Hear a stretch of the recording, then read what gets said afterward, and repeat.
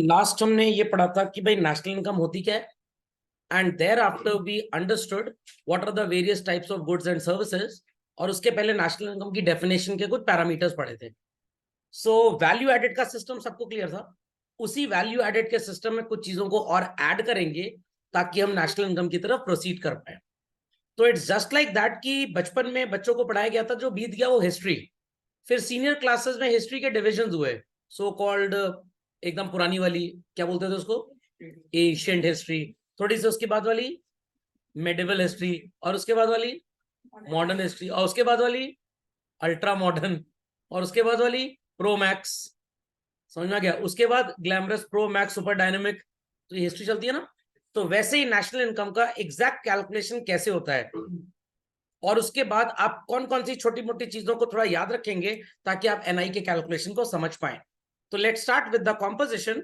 सब लोग अपनी कॉपी में हेडिंग लिखेंगे, what is called as understanding the concept of computing national income and national income aggregates. Quickly put the heading, children, and thereafter I request everybody to draw 12 equal size columns, और फिर हम start करते हैं इसकी पढ़ाई। चलिए। So children, the very first column we'll be putting the heading sectors, और हमारे सामने कितने सेक्टर्स हैं सबको नजर आ रहा है। We have tertiary sector, सबसे पहले हमारे पास प्राइमरी है। In between we have what is called as secondary. After children naming the sectors, we have cost of input and we have value of output. हमने जब डबल काउंटिंग वैल्यू एडेड का concept पढ़ा था, ये चीज मैंने आपको पढ़ाई थी, उसी एग्जांपल को मैंने कंटिन्यू किया है। So value of gross output in the third column, cost of input in the second, and sector in the first column. तो सेक्टर में we have primary sector, secondary sector में दो हैं, and then we have tertiary sector taking transportation and communication services, और finally फिर हमारा consumer है। तो सब लोग सबसे पहले कॉलम में सो कॉल्ड सेक्टर्स जहां पे हैं पूरी फिलिंग कंप्लीट करने चलन। Complete the first column in full. First column पूरा कंप्लीट कर लीजिए। पहले मैं आपको थर्ड कॉलम तक समझा दूं, फिर आगे चलिएगा। The farmers input is 0, value added is 20। Sir ये 20 है क्या? इसने कुछ वर्कर्स को हायर किया होगा, इसने कुछ सीड्स वगैरह सो कॉल्ड कहीं से अरेंज की होंगी, इसने खुद एफर्ट किया और अपने टोटल प्रोड्यूस को कितने रुपए में सेल किया? 20,000 रुपीज में। To whom it is being sold? To the mill owner. तो जो फार्मर का आउटपुट है चिल्ड्रन, वो मिल ओनर का क्या है? इनपुट। मिल ओनर ने वीट खरीदी, उसने रिसोर्सेस इकट्ठे किए, उसने वर्कर्स को हायर किया, ऑफिस स्टाफ को हायर किया, मशीन चलाई, इलेक्ट्रिसिटी का एक्सपेंस दिया, रेंटल चार्जेस दिए, ढेर सारे पैसे उसने खर्च किए, and total output is delivered to the baker at what price children? At what price? 30,000। तो मिल्क का जो आउटपुट है that is baker's input. Bakery वाले ने 30,000 रुपीज का खरीद लिया मैदा। मैदा जानते हैं ना, वीट को थोड़ा कम पीसेंगे तो दलिया बनेगा, ज्यादा पीसेंगे तो आटा, और ज्यादा पीस देंगे तो मैदा, which is practically not good for health. तो इसने 30,000 रुपीज का खरीदा था मैदा। सो कॉल्ड इसने आइसिंग की, फ्लेवर ऐड किया, थोड़ा चेरी वगैरह लगा दिया, चॉकलेट लगा दिया, और पूरा केक बना के कितने में सेल किया? 45,000। किसको बेचा? जोमैटो वालों को। और जोमैटो वालों ने 45,000 रुपीज का जो केक खरीदा, वो आपके हैप्पी बर्थडे पे आपको कितने रुपए में डिलीवर किया children? 50,000। So the farmer added how much to the output children? Full 20। The mill owner bought the things at 20, sold at 30। Value added कितना है बच्चों? 10। द बेकरी वाला और कन्फेक्शनरी वाला 30 में खरीद रहा है, और जोमेटो या जोमेटो को कितने में दे रहा है? 45 में। कितना वैल्यू ऐड किया? 15। और 45 में जोमेटो वालों ने खरीदा और अपनी वेबसाइट पे लिस्टिंग कितने की दिखाई है केक की? 50,000 की। कितना वैल्यू ऐड किया? अब ये मत सोचिए सर 50,000 का एक केक। अरे भाई जस्ट एन एग्जांपल, ढेर सारी चीजें होंगी। तो ये जो वैल्यू एडेड है children, we call it as gross. Sir gross क्यों बोलते हैं? Because many things are yet to be deducted hereinafter. समझ में आ गई बात? चलो तो please complete up till this point children. यहां तक अगर कोई प्रॉब्लम है वैल्यू एडेड समझने में, please ask children, please ask. Let's proceed further. So children, here and after ये जो किसान है, फार्मर है, इसने 20,000 का तो वैल्यू एडेड किया, but he is having some agricultural implements, tractors हैं, इसके खेत में पंपिंग सेट होगा और चीजें होंगी जो यूज करने से वेयर एंड टेयर हो जाएंगी। So he will be saving some money for their replacement, या पूरा पैसा खर्च कर देगा आज के आज? He will be saving. So for replacement of resources हम जो भी पैसे बचा के रखेंगे that will be named as what children? Depreciation. अब समझ में आया बेसिक टर्म्स क्यों पढ़े थे हमने? बिकॉज वहां डेप्रीसिएशन ना पढ़ा हो तो यहाँ भी समझ में नहीं आता। तो फार्मर ने 20,000 रुपए में 6,000 रुपए अलग से बचा के रख लिए कि कल को मेरे को नया ट्रैक्टर खरीदना है, कल को मेरे को इरिगेशन सेट को चेंज करना है, कल को मेरे को नया जेनसेट खरीदना है, तो ये पैसे हम बचा के रखेंगे। So how much money is left children? 14,000। ये 14,000 जो वैल्यू एडेड है ये मार्केट प्राइस पे, बिकॉज ये प्रोडक्ट मार्केट में बेचा गया था मिल वाले को। फिर मिल वाले ने किसको बेचा? बेकरी। बेकरी ने किसको बेचा? टर्शरी सेक्टर को। Okay, so this 6,000 would be saved from this 20 and how much money is left? 14,000। मान लेते हैं 10% गवर्नमेंट का टैक्स है, जीएसटी जिसको आप बोलते हैं, इनडायरेक्ट टैक्स। पता है इनडायरेक्ट टैक्स क्या होता है? इंपोज किसी और के ऊपर हुआ, पे किसी और को करना पड़ा। कुछ सेक्टर्स में गवर्नमेंट टैक्स नहीं चार्ज करती, उल्टा रिलीफ अपने पास से देती है, that is known as subsidy.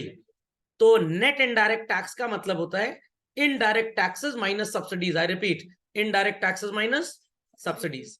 तो 14,000 में बच्चों 1,400 रुपीज तो आपने गवर्नमेंट के सामने मथा टेक दिया। फाइनली फैक्टर्स ऑफ प्रोडक्शन के बीच में कितने पैसे डिस्ट्रीब्यूट होंगे? 12,600। यहां तक की स्टोरी सबको क्लियर हो गई? सिमिलरली ये जो 20,000 का आउटपुट था वो यहां पे इनपुट बन गया। The mill owner added rupees 10,000, 2,000 is saved for the purpose of replacing the assets, machinery वगैरह वगैरह, एंड कितने पैसे इसके पास बचे?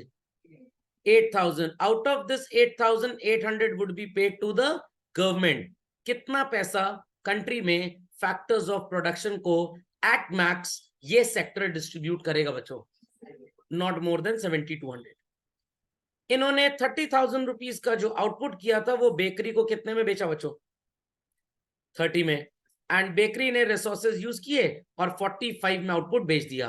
How much value added? इस 15,000 में अपनी एसेट्स को रिप्लेस करने के लिए they will be saving something in the name of depreciation. कितने पैसे बच गए? 13,500। नेट इनडायरेक्ट टैक्स पे कर दिया 1350। How much is left? 12,150।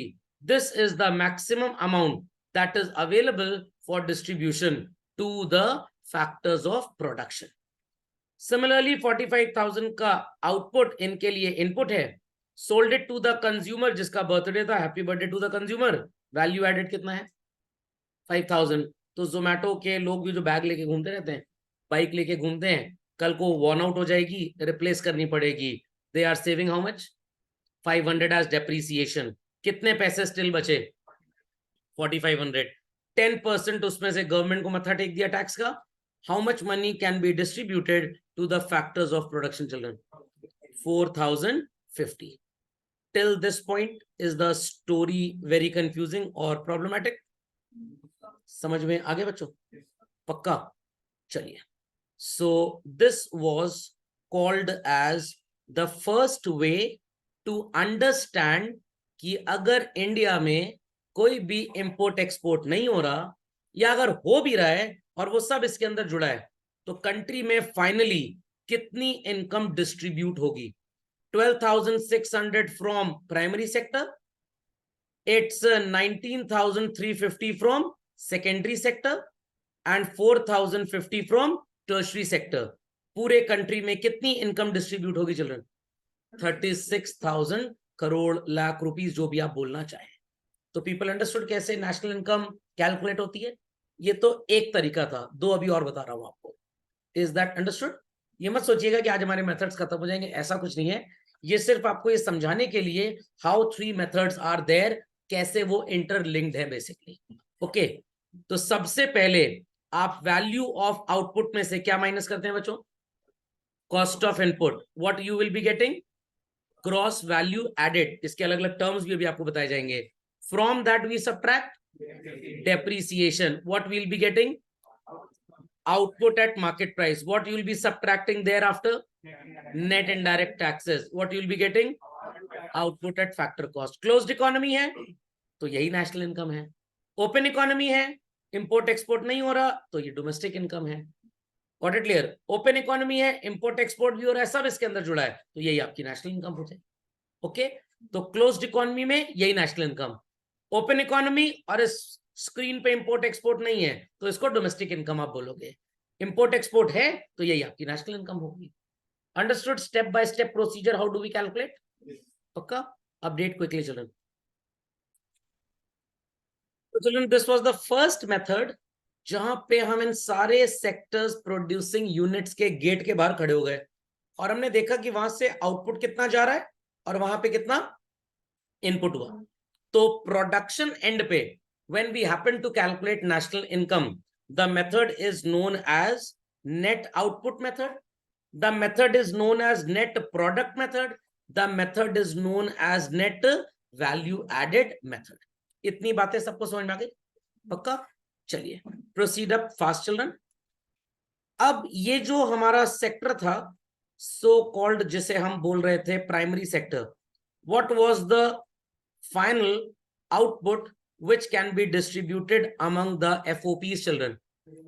12,600. तो 12,600 में हमने कुछ wages पे कर दी, we paid some rent, we paid some interest and we paid some profit. समझ में आ गया?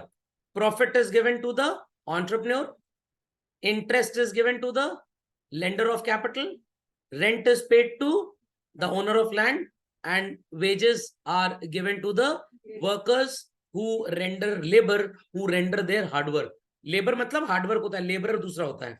लेबरर वो इंसान होता है, हार्ड वर्क को लेबर बोलते हैं. तो 600 करोड़ हमने वेजेस दे दी कंट्री में, 2000 crore we paid as rent, 7000 crore is paid as interest and 3000 crore paid as what? Profit.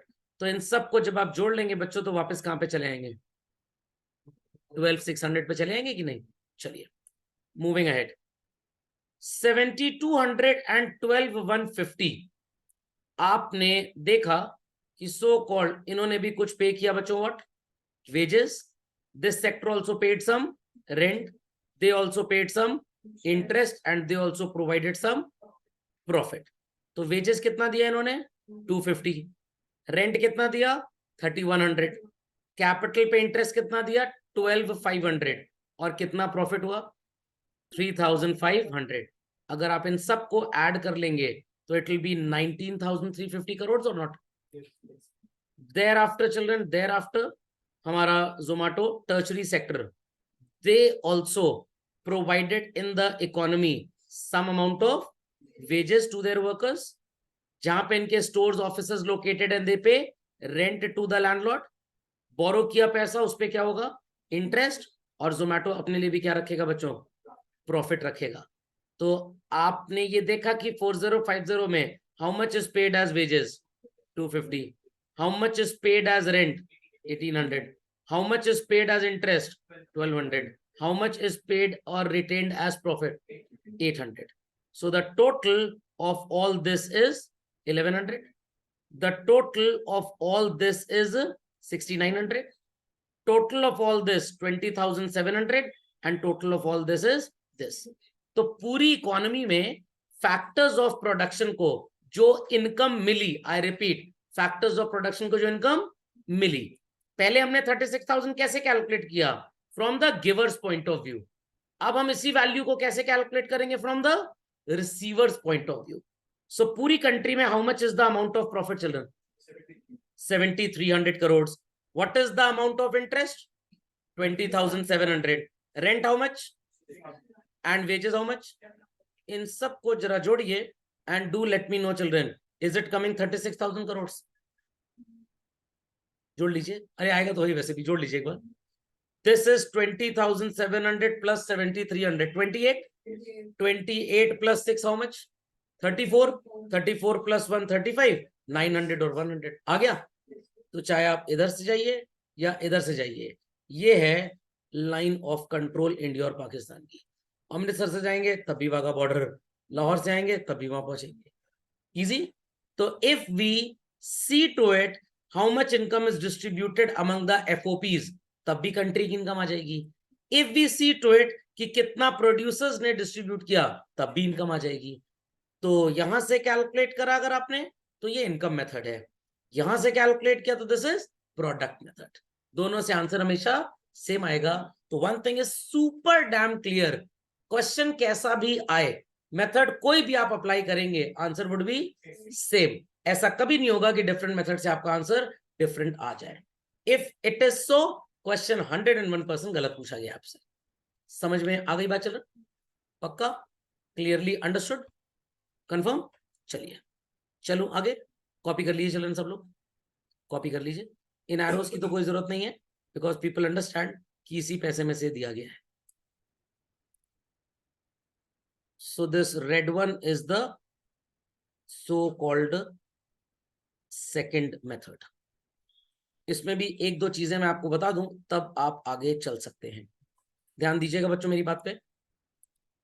हम पढ़ रहे हैं मैक्रो इकोनॉमिक्स। क्या पढ़ रहे हैं? मैक्रो। माइक्रो इकोनॉमिक्स में whatsoever payment is given to the use of labor is known as wages. Whatsoever money is given for employing resources of land, it is called as rent. पैसा इस्तेमाल करने के लिए जो भी रिसोर्सेज हम use कर रहे हैं और उसके ऊपर चार्जेस दे रहे हैं, इट इज इंटरेस्ट। और एंटरप्रेन्योर की झोली में क्या डाल रहे हैं? प्रॉफिट। तो मैक्रो इकोनॉमिक्स में बच्चों ये जो रेस्ट इन पीस है ना, RIP, ये ऑपरेटिंग सरप्लस बोला जाता है। और ये जो वाह है, इसे कॉम्पनसेशन ऑफ एम्प्लॉइज बोलते हैं। तो बच्चे बोलते हैं वाह, rest in peace, wages, rent, interest and profit. तो ये रेस्ट इन पीस को क्या बोलेंगे आप? Operating surplus. चीजें वही हैं, टर्म्स नए हो गए हैं बस। एंड वेजेस को क्या बोलेंगे? Compensation of employees. तो इस मेथड में नेशनल इनकम निकालने के लिए आप कितनी चीजों को एक्यूमुलेट करते हैं?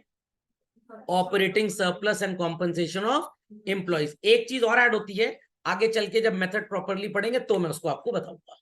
Is that clear? Is that clear? ढेर सारी पेस्ट्री जोड़ के भी कट कर दें तो हैप्पी बर्थडे हो सकता है, बट एक्चुअली उसको केक नहीं बोला जाएगा, उसको कॉमर्स वालों का केक बोला जाएगा।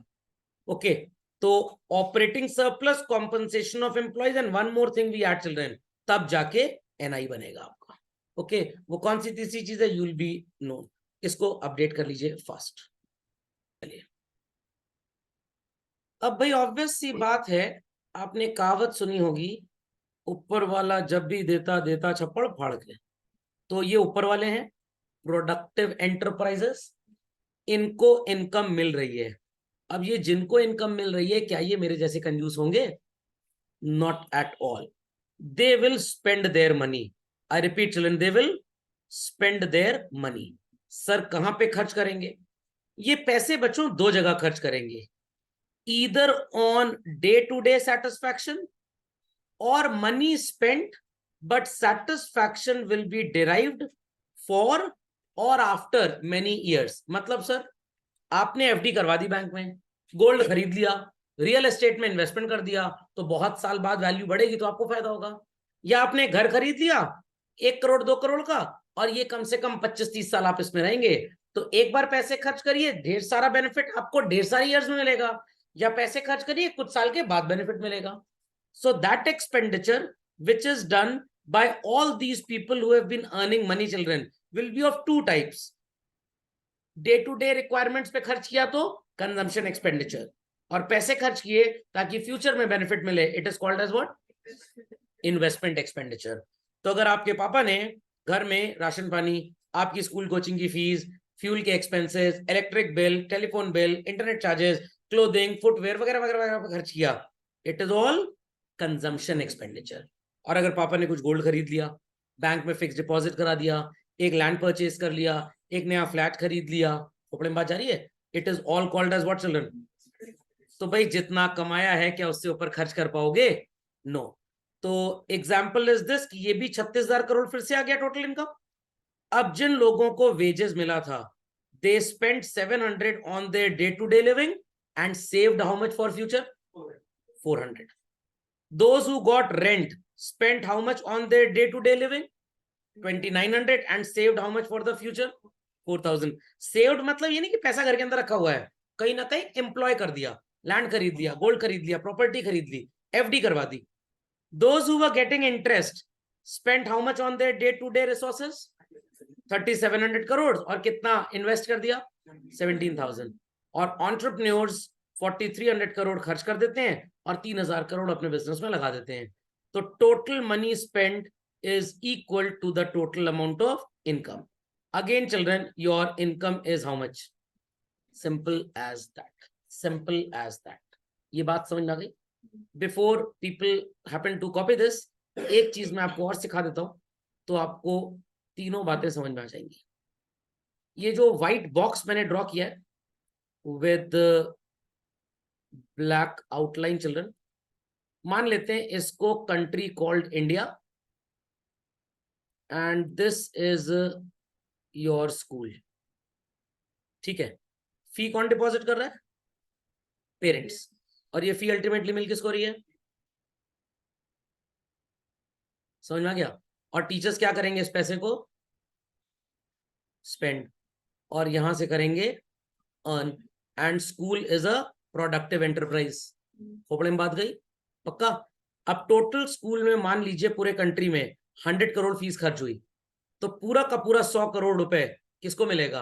एफओपीस को. किसको मिलेगा? एफओपीस को.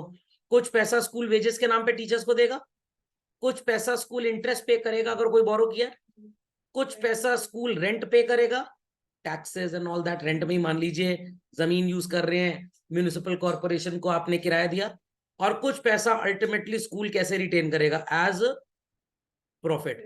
And that money will be also, children, equivalent to what? 100 crore. जिनको 100 करोड़ मिला, कुछ ये लोग अपने रोजमर्रा के जीवन में खर्च करेंगे और कुछ इन्वेस्ट कर देंगे. So either you calculate income, just hold on, just हाँ चलिए, either you calculate income in the first box और you calculate in the second box और इन द थर्ड वन. चाहे यहां निकालिए इनकम, चाहे यहां पे कैलकुलेट करिए, चाहे यहां पे कैलकुलेट करिए. Every time children, every time the value will be exactly equal to 100 crore. तो ये हो गया आपका प्रोडक्ट मेथड, जहां पे आपने इनकम देने वालों की बात की. ये हो गया इनकम मेथड, जहां पे इनकम लेने वालों की बात की. और ये हो गया एक्सपेंडिचर मेथड, जहां पे उन्होंने पैसे खर्च किए. तो अल्टीमेटली आप जितना कमाते हैं बच्चों, सब खर्च कर देते हैं. सब नहीं सर, हम कुछ पैसे बचाते भी हैं. बचाना भी इकोनॉमिक्स में क्या है? खर्चा ही तो है. तो इकोनॉमिक्स में थोड़ी खर्चे की डेफिनेशन बड़ी हो जाती है बस. Is that understood? नहीं समझ में? समझ में आ गया? पक्का? तो अगर आपने लेटर से 1 लाख रुपीस कमाए, 30,000 घर की डे टू डे लिविंग पे खर्च कर दिया, रिमेनिंग 70 बचा, 10,000 घर में छोड़ के 60,000 का शेयर खरीद लिया, म्यूचुअल फंड खरीद दिया, बैंक में एफडी करवा दी. अल्टीमेटली वो पैसा तो कॉर्पोरेट के पास चला ही जाएगा आज ना कल, कभी ना कभी. हाँ, जो पैसा घर में 10 बचा है, पड़ा है, that is a leakage in the system. इसीलिए गवर्नमेंट प्रमोट करती है कि ज्यादा से ज्यादा पैसा कहां पे हो? बैंकिंग सिस्टम में, किसी के काम आएगा. और सर रात बिरात कभी जरूरत पड़ गई तो 10,000 का मोमोज तो नहीं खा लोगे ना. और जरूरत पड़ भी गई तो अब तो भाई ऑनलाइन पेमेंट इतना फास्ट हो गया, यूपीआई हर जगह चलता है. सर बाई चांस इंटरनेट बंद हो गया. ये इंडियंस का बाई चांस बहुत बड़ा होता है.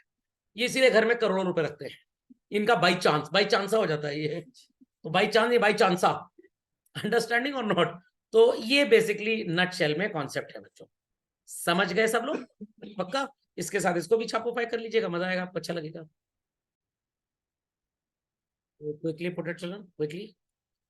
सो यहाँ पे कैलकुलेट करेंगे तब भी सेम, यहाँ पे कैलकुलेट करेंगे तब भी सेम, और यहाँ पे कैलकुलेट करेंगे तब भी सेम.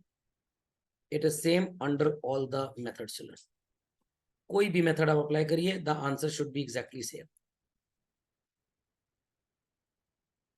सबको ये बातें आई होप सो समझ में आ गई. तो अगर आप 10 रुपी किसी लेटर्स से शॉप पे जाके खर्च करते हो चिल्ड्रन, तो शॉपकीपर 10 रुपी में अपना थोड़ा सा प्रॉफिट रखता है. कुछ रेंट पे करेगा, कुछ बाकी रिसोर्सेज को जो एम्प्लॉय किया उसको पे करेगा. तो हर पर्सन की कुछ ना कुछ इनकम ही हो रही है. सबकी इनकम को जोड़ देंगे तो दैट इज नेशनल इनकम. चलिए so let's move further children. एक बेसिक आइडिया सबको क्लियर हो गया। कुछ चीजें आपको याद रखनी है, that is certain points to remember. ये मार्केट प्राइस, फैक्टर कॉस्ट क्या होता है, ग्रॉस और नेट क्या होता है, डोमेस्टिक और नेशनल क्या होता है, एंड ऑल दैट। तो ये बेसिक टर्म्स जब आप पढ़ लेंगे, इसके बाद मैं आपको नेशनल इनकम एग्रीगेट्स का मतलब होता है, नेशनल इनकम 8 तरीके से कैलकुलेट होती है। How many types? 8 types. I repeat, how many types? 8 types. अब ये 8 टाइप्स में as a part of the syllabus और as a part of the country वो किसको एनआई मानते हैं? It is net national product. What is this? कैसे calculate होगा? ये सारा ज्ञान आपको अगले लेक्चर में मिलेगा। ओके, चलिए, दैट्स ऑल फॉर टुडे।